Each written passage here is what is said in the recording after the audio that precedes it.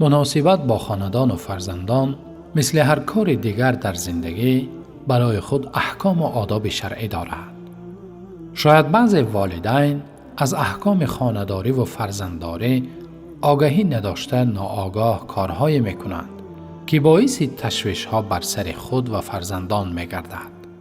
مثلا در بعض حالتها چیزی را تحفه کردن پدر و مادر به یکی از فرزندان باعث می‌گردد که دیگر فرزندانشان آزرده خاطر شوند.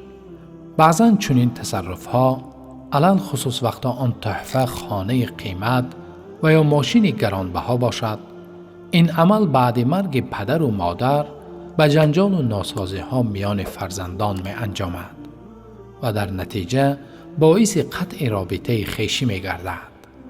هر عملی که سبب رخ دادن کار زشت گردد، شرایط را برای رخ دادن عمل ناسزا فراهم سازد، طبق قاعده های شریعت آن عمل نیز همچون عمل زشت بها می گیرد. از این خاطر پیامبر صلی الله علیه و سلم ما را در این مورد، یعنی درباره بر فرزندان چیزی را تحفه نمودن، تعلیم و توصیه ها کردند. در حدیثی که امام بخاری و امام مسلم روایت کردند، از نعمان ابن بشیر رضی الله عنهما آمده که ایشان گفته است: جاء ابی الی النبی صلی الله علیه و سلم فقال له إني نحلت ابن هذا غلاما وفي رواية حديقة، فقال له أكل ولدك له نحلة مثل هذا؟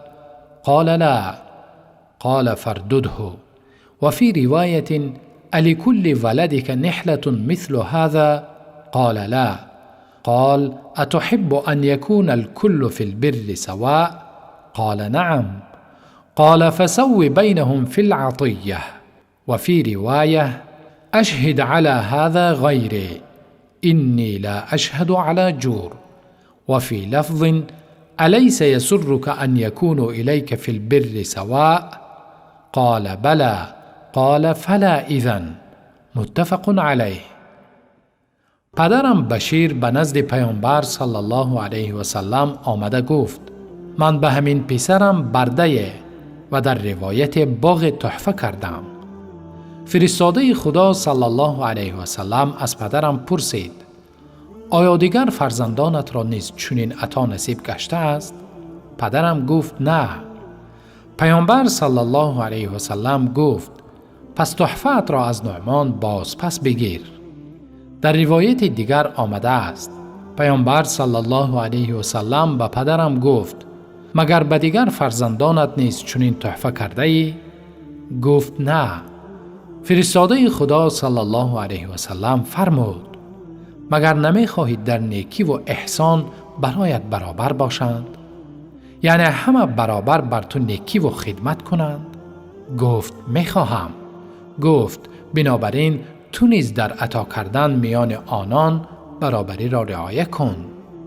در روایت دیگر آمده که در این واقعه بشیر رضی الله عنه از پیامبر صلی الله علیه و سلم درخواست کرده بود تا بر تحفه کردن او به نعمان میان او و همسرش شاهد باشد. اما چون پیامبر صلی الله علیه و سلم از او پرسان شده دانست که نه همه فرزندانش را بلکه تنها نعمان را چنین تحفه کرده است، گفت نه، کسی دیگر را در این امر شاهد ساز. من به چنین کار جور یعنی ناعدالتی شاهد بودن نمیتوانم. روایت امام بخاری و امام مسلم.